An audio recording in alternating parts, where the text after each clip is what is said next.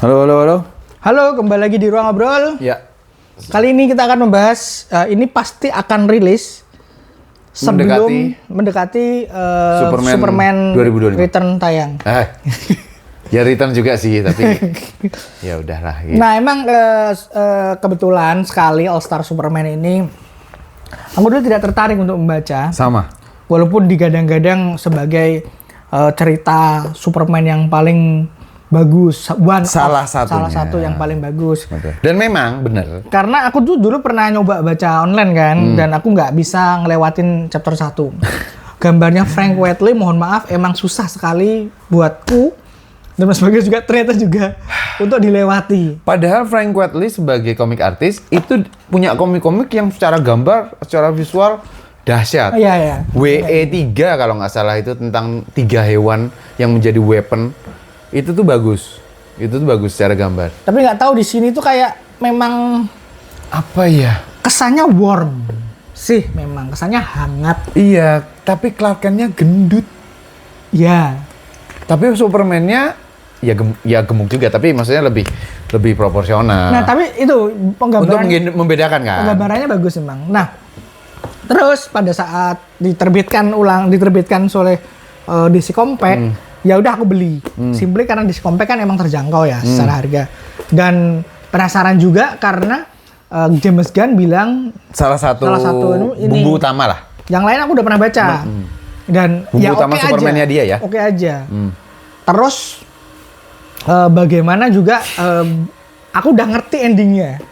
Dari awal udah ngerti endingnya. Karena emang kalau kita ngulik komik DC All Star Series itu pasti dibicarakan. Mutlak gitu. All Star Batman selesai nggak sih? Ya, nggak selesai itu. Selesai.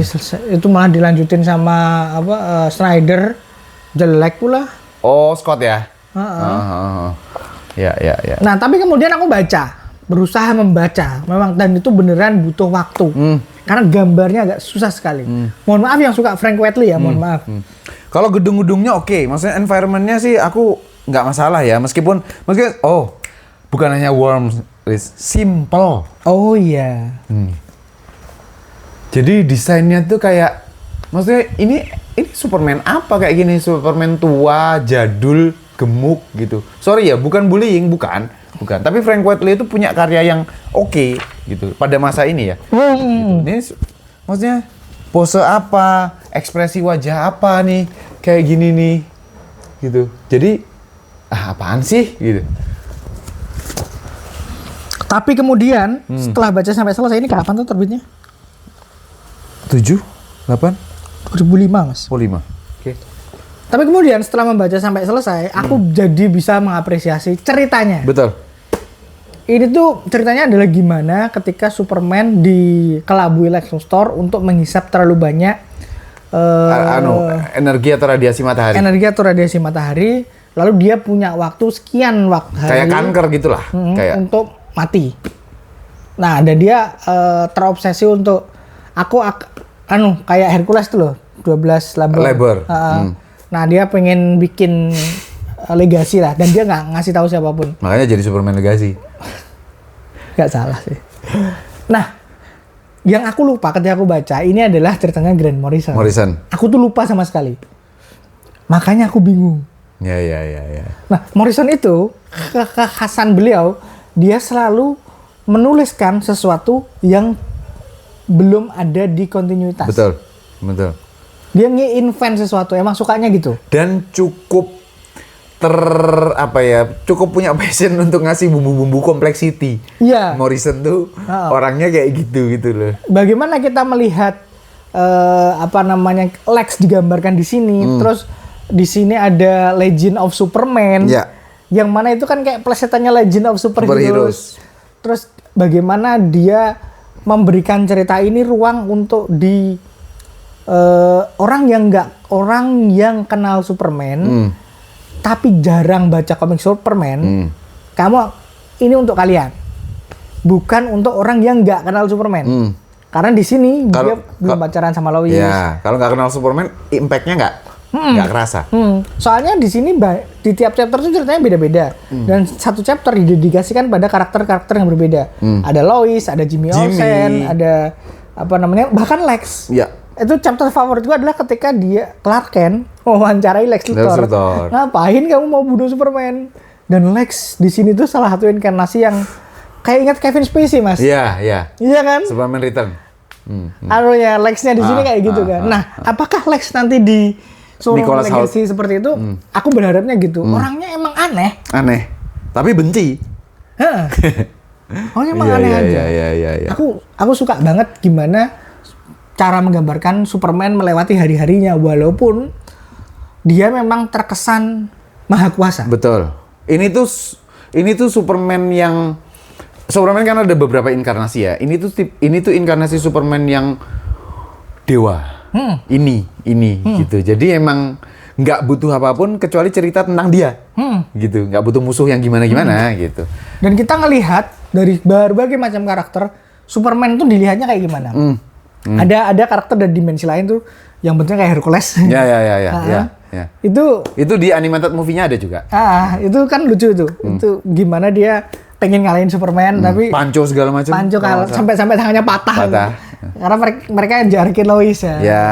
Ya. Nah, Lois nakalnya Grant Morrison juga ngasih Lois porsi di mana jadi Superwoman. Iya. Gitu. Kalau kamu bisa punya kekuatan kayak aku dalam 1 hari aja, kamu gimana? Wah, seneng banget Lois Lane. Cuman kostumnya ya di era itu mungkin oke ya, tapi di era sekarang no. Ya, begitulah. Dan gitu. kemudian jadi plot point untuk di akhir cerita. Itu menarik sih. Yang aku paling seneng adalah Riz, seberapa Clark Kent itu kan seperti halnya kita manusia nih ngelihat batu ya, entah itu kerikil, entah ya bukan boulder, bukan batu besar gitu, tapi kayak batu. Kita tahu ada batu, tapi kita nggak peduli. Nah, Clark Kent itu kan gitu, di kantor, di kehidupan nyata orang nggak peduli sama Clark Kent, karena orang sekagum itu sama sosok Superman, meskipun mereka nggak tahu ya Clark Kent adalah Superman. Tapi pada saat Clark mau ngajak, aku harus ngomong sama Lois nih, Lois ada waktu nggak? Aku sibuk. Sampai akhirnya dia, maaf ya spoiler ya, Lois kita harus bicara. Terus belanjaannya Lois jatuh. Nah itu kan aku seneng sih adegan itu. Dan Lois tuh memang harus digituin. Kalau Lois kan songong. Songongnya minta ampun. Anak jenderal. Ya itu juga sih. Kayak siapa? itu memang menarik sih. Benar. Adegan itu menarik sekali.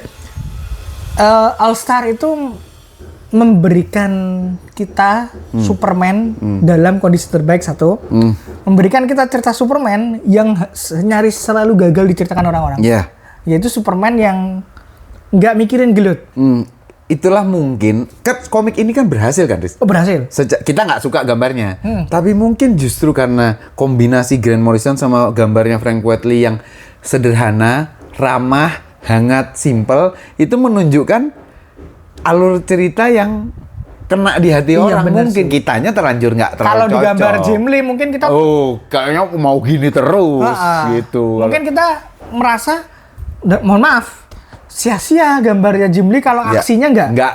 Aksinya simpel di sini tuh. Tapi sebagai akibatnya di sisi lain kerasnya gambar Jim Lee, dahsyatnya gambar Jim Lee disandingkan dengan kerasnya penceritaan dan ceritanya Frank Miller nggak jadi. Ya. Di Batman All Star tuh begitu. Batman yang nggak masuk itu. Batman yang bentak-bentak Dick Grayson bocah kecil masuk. Itu dimarahin di F-word. Justru Frank Miller cocok kalau gambarnya kasar. Iya. Kayak Batman The Dark Knight Return gitu. Makanya All Star Superman ini pada akhirnya kita dapat magicnya. Tapi sekali lagi ini hanya untuk komik orang yang udah tahu Superman. Jadi ini bukan entry point. Bukan. Karena kalian akan bingung. Kita udah ngerti kalau Superman itu didewakan. Cuman kalau kita butuh cerita Superman yang humanis, memang salah satunya Down to Earth itu ini sekali. Dan dia berhasil ngambil jiwanya Superman itu seperti apa. Superman itu kan all about self-sacrifice kan. Betul. Dan gimana caranya dia berpikir tanpa dia bumi bisa nggak? Itu kan dia memikirkan banyak hal. Makanya artikelnya Lois Lane itu the world without Superman itu impactful sekali. Dan jangan lupa Superman itu narsis. Betul. Di sini Betul. artikel terakhir The Death of Superman ditulis sama Clark Kent. Ken. Ya. Iya benar. Orang-orang kadang lupa Superman itu narsis kok. Bener. Orang tuh kadang lupa. Bener. Dia tuh baik ya, naif ya. Naif. Tapi juga dia pengen dapat spotlight. Iya. Ada loh sisi Superman kayak gitu. Ada. Beda sama Batman. Ada. Batman nggak peduli. Pokoknya Pokoknya bisa ngajar orang itu udah. Superman dan Batman itu polar opposite lah. Iya betul. Polar opposite. Batman tuh berkali-kali bilang kamu tuh narsis. Iya. Enggak. Iya. Kamu nggak sadar aja. Gitu. Iya. Tapi bukan yang megalomania. Bukan. Nah, bukan. gimana Lex tuh digambarkan adalah versi ngawurnya Superman. Betul. Itu Lex. Karena Lex iri sama Superman, dia nggak punya superpower. Aku punya semuanya, tapi nggak punya superpowernya gitu. Terus kemudian pas dia bisa punya superpower dalam satu hari, itu adalah titik di mana Lex tuh mungkin di sini tuh sadar kalau, dan Superman nantang Lex kan, kamu tuh bisa loh nyelamatin bumi. Tak tinggal ya. Nah itu kemampuan persuasifnya Superman, Kal-El itu juga dahsyat. Iya. Caranya dia ngomong, ya oke, tapi kamu kan gini. Oh, itu juga dahsyat. Di beberapa komik itu ditunjukin kayak gitu. Dan dia tuh cerdiknya bukan main. Ya. Kal-El itu punya semua yang seharusnya bisa menjadikan dia memang sedewa itu. Tapi masalahnya, separuh dirinya dia itu dipasangin gembok sama Jonathan Kent. Benar, dan di sini arc-nya Jonathan Kent bagus banget. Iya. Stres Superman di sini. Ya. Karena Jonathan Kent sama Martha Kent tuh, kamu tuh harus separuh. Kamu tuh nggak boleh penuh. Itu yang bagus karena banget. Kamu tuh orang makhluk Krypton, tapi besarnya di bumi. Jadi kamu tuh hanya boleh separuh. Nah, di animated movie yang ngelawan Black Manchester itu keluar semua kejeniusannya Superman keluar sampai mau bunuh Black Manchester kan, sampai Black Manchester sorry aku yang salah gitu. Memang gila lah Superman di sini tuh gila. Emang. Tapi ya gitu sih, sekali lagi sebelum kita akhiri, kalau kalian nyari komik aksi, ini bukan buat kalian. Bukan di sini. Kalau kalian sukanya Man of Steel, bukan buat kalian. Yes. Ini tuh sangat cocok buat orang yang suka Superman Reed. Orang yang suka Superman-nya siapa? Christopher Reeve itu cocok banget aja ini. Kalian akan suka. Atau tahu Superman, pernah ngikutin Superman, tapi nggak begitu dalam, tapi dia pembaca novel. Oh ya. Dapat nih di itu sini. dapat juga di sini. Gitu. Dapat juga. Iya. Puitis sih komiknya. Iya betul. Puitis. Betul. Punya makna-makna arti-arti yang kalau kita baca tuh, iya juga sih. Iya juga sih.